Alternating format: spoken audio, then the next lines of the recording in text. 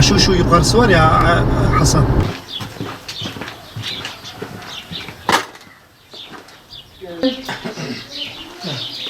Allah'ın yazsın. Çocuklar da iyidir. Vallahi Allah razı olsun. onlar da okulda var işte. Allah selamet versin inşallah. Sağ olun. Bir hayırseverimiz şöyle gelin. Severimiz sizi unutmadı. Yani bizim muhtaç ailelerimizi unutmamıştır.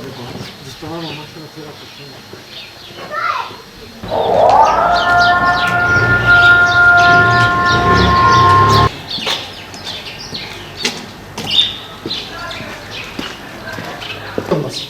Gerek yok. Gitti mi? Ayşe İnan yaz. Ayşe İnan. Tamam. Bizim orada muhtaç ailelerimizi unutmadan zekatlarını, fitrelerini gönderdiler. Onlar için bir dua edebilir misiniz? Onlar için ne söylemek istersiniz? Çok büyük Allah razı olsun. Allah kendine razı olsun inşallah. Peki. Kanın selameti inşallah.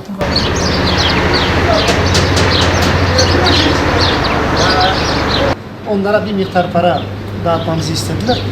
Biz de dağıtıyoruz. Onlar için bir dua eder misin?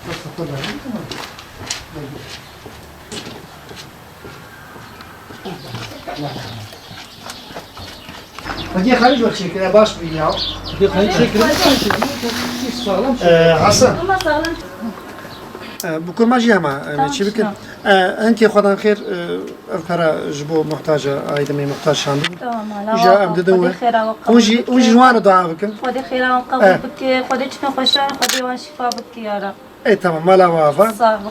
Bugün Mardin Umut Kervanı olarak bir hayırseverimizin bize ulaştırdığı nakit parayı şehrimizde bulunan yetim, dul, çocuklu bayanlar, muhtaç ailelerimize ulaştırdık. Rabbim hayırlarını kabul etsin. Ramazan ayıdır. Hakikaten bu ailelerimiz paraya ihtiyaçları vardı. Çok da sevindiler. Çok da dua ettiler bu hayırseverlerimize. Rabbim hayırlarını kabul etsin. Allahu Teala öbür dünyada onları da sevindirsin. Çok teşekkür ediyoruz. Biz de sevinçliyiz. Biz de sevindik. Bizim bu muhtaç ailelerimiz sevindikleri zaman, mutlu oldukları zaman bu hayır ve hasanatlarla birlikte biz de seviniyoruz. Bizim de hoşumuza gidiyor. Tekrar bu bağışçımızdan Allahu Teala razı olsun. Rabbim işini gücünü rast götürsün inşallah. Bizim tabii ki önümüzde bayram var. Bayramda malumunuz bu ailelerimizin çocukları var. Çocukların mesela giyimidir. Ondan sonra şekerdir. Genelde biz bayramda bu ailelerimize şeker veriyoruz. Fakat tabii ki bu hayırseverlerimizin desteğiyle oluyor.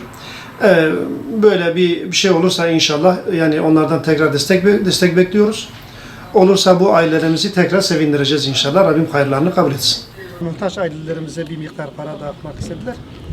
Siz onlar için işte bir dua ne söylemek istersiniz o hayırseverlerimiz için? Allah razı olsun onlardan. Rabbim yollarını daim etsin.